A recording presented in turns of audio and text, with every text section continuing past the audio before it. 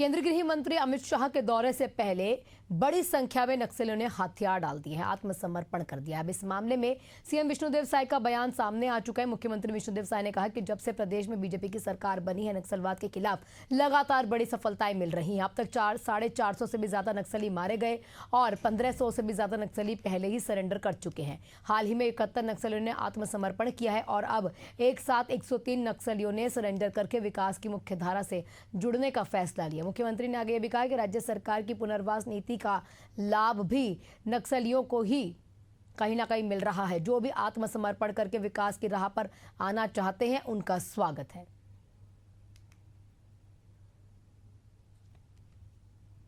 बिल्कुल, जब से हम लोग सरकार में हैं तब से आप लोग देख रहे हैं कि नक्सलवाद के साथ खिलाफ में लड़ाई में लगातार हमारे जवानों को सफलता मिल रही है और 450 से ज्यादा नक्सली न्यूट्रलाइज हुए हैं और पुनर्वास नीति भी हम लोग अच्छा दिए हैं तो उसका भी लाभ हो रहा है और लगातार आत्मसमर्पण करने वालों की संख्या भी बढ़ी है।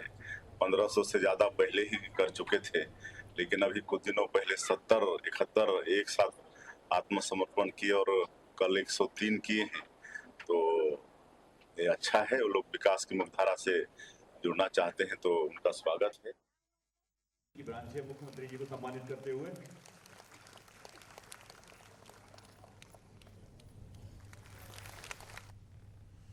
केंद्रीय मंत्री ज्योतिरादित्य सिंधिया अपने 3 दिवसीय ग्वालियर दौरे पर हैं। दूसरे दिन केंद्रीय मंत्री ज्योतिरादित्य सिंधिया ने कलेक्ट्रेट पहुंचकर विकास कार्यों की समीक्षा बैठक की है। इसी के साथ बैठक में ट्रैफिक व्यवस्थाएं, बदहाल सड़क, सीवरेज, ड्रेनेज और पानी की उपलब्धता पर भी जनप्रतिनिधियों से गहन चर्चाएं की है। इसके साथ ही जिले की 234 सड़कों को बनाने के लिए विशेष मंथन किया गया। बैठक में मंत्री ज्योतिरादित्य सिंधिया ने अधिकारियों को कई दिशा निर्देश भी दिए।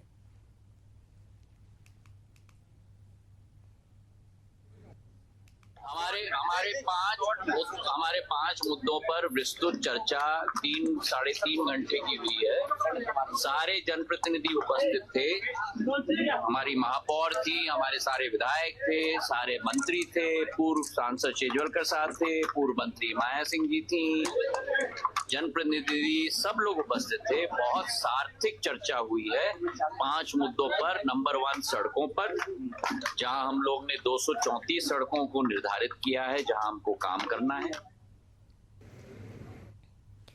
मध्य प्रदेश के उप मुख्यमंत्री राजेंद्र शुक्ला नरसिंहपुर पहुंचे, जहां पर उन्होंने कैबिनेट मंत्री प्रहलाद सिंह पटेल की स्वर्गीय माताजी को श्रद्धांजलि अर्पित की और शोकाकुल परिवार से भेंट करके संवेदनाएं व्यक्त की।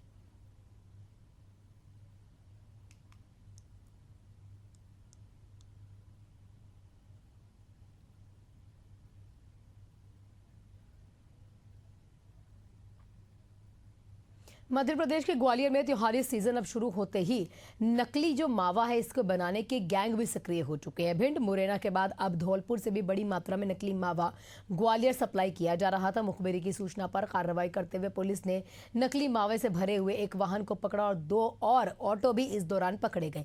इसी के साथ खाद्य विभाग को नकली मावा सप्लाई करने की जब जानकारी मिली है, फिलहाल पुलिस जो है अब पूछताछ कर रही है।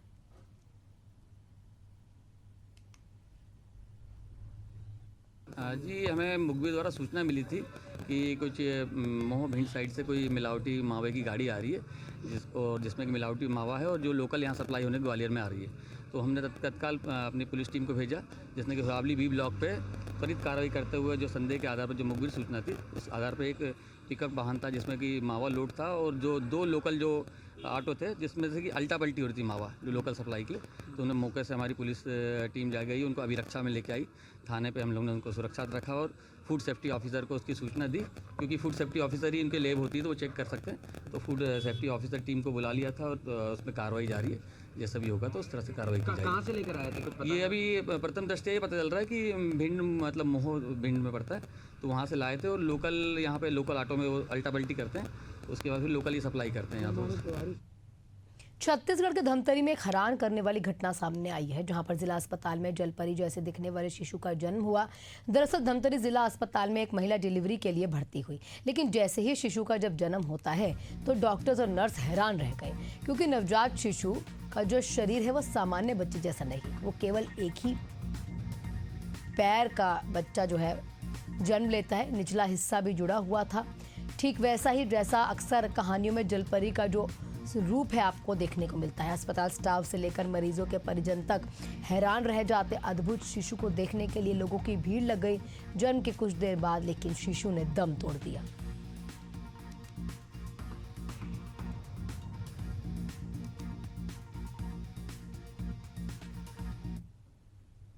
आज जिला अस्पताल के में एक बेबी का जन्म हुआ था जिसको कंजेनाइटल डिफेक्ट है, डेवलपमेंटल डिफेक्ट है। उसके बाय बर्थ एक लिम्ब नहीं है और जो एक दूसरा लिम्ब है वो थोड़ा पतला है, मछली की पूंछ की तरह दिखाई दे रहा है, लेकिन बच्चे की मृत्यु हो गई है, उसको बचा नहीं जा सका है।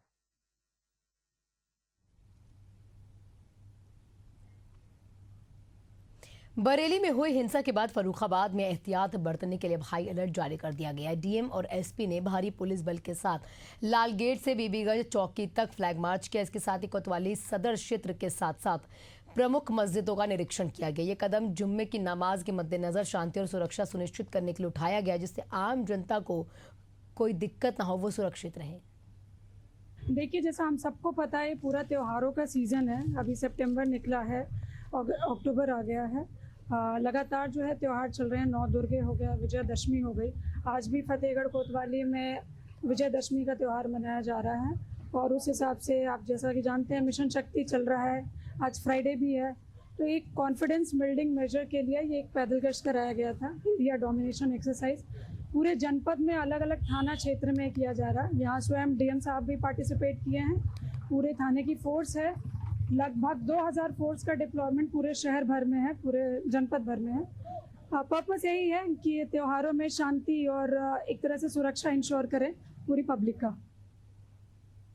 यूपी के कानपुर देहात के ग्राम मित्रसेनपुर कहिंजरी में करोड़ों रुपए की लागत से बनी गौशाला भ्रष्टाचार की भेंट चढ़ गई। जल भराव के चलते गौशाला तालाब बन चुकी है, जहां पर गौवंश तड़पते हुए नजर आ रहे हैं। ग्रामीण द्वारा बनाया गया वीडियो सोशल मीडिया पर वायरल होते ही अधिकारियों में हड़कंप मच गया। इसके बाद जांच को पहुंचे अफसर जल भराव के कारण अंदर तक पहुंच न सके। फिलहाल उप जिलाधिकारी ने ग्राम प्रधान और केयरटेकर को फटकार लगाते हुए तत्काल प्रभाव से जल निकासी करवाने के निर्देश दिए हैं। जी, वो सुबह निकलवा गया, शाम को बारिश हुई, वो बैठा था तो उठ नहीं पाया। तो फिर वो भाई हल्का जानवर तो है नहीं, कोई बकरी का बच्चा के उठा के अकेले हम रख दे जाके। जब 2-4-6 लोग लाए, साथ में प्रधान जी भी आए, सब लोगों ने उसको उठा के वहाँ बारंडा में बढ़िया शिफ्ट किया, बैठा। कितने बजे वो उठा के बैठा गया उसको बाहर? वो हमारे पास जीपीएस में टाइम भी है। हाँ, लगभग अनुमान बता दीजिए। लगभग हम बताए दे रहे, ये 9:30 बजे के समथिंग। 9:30 बजे समथिंग उठाया गया। अच्छा। हाँ, आज उठाया गया 1 तारीख को। कितने गौवंश हैं इसमें इस समय? वही हैं 38 के समथिंग। अच्छा, मौजूद है 38? जी। अच्छा, उनकी व्यवस्था क्या है खाने की? खाने की व्यवस्था सर, जो भूसा है वो डालते हैं बाहर से, हरा चारा में चरी वगैरह आती है, दूसरे चौथे ट्रैक्टर से कट के। कपिला और चोकर? कपिला चोकर साहब ये रखा, सुबह देखो खुला है, हमने मिलाया जाके, जीपीएस में फोटो भी मेरे। कितने केयर टेकर हैं यहाँ? 2। और कौन है? एक प्रेम नारायण और एक आप हैं? जी। क्या नाम है आपका? जी, विनय। अच्छा, प्रेम नारायण कहाँ रहते हैं? पीछे घर है यहीं। अच्छा, यहाँ गौशाला में नहीं रहते हैं? गौशाला में तो उनका सुबह का काम है गोबर वोबर डालने का, इसके बाद फिर आ भी जाते हैं, जब जरूरत पड़ती है हम बुलाते हैं, वैसे हम ही देखते हैं इसको।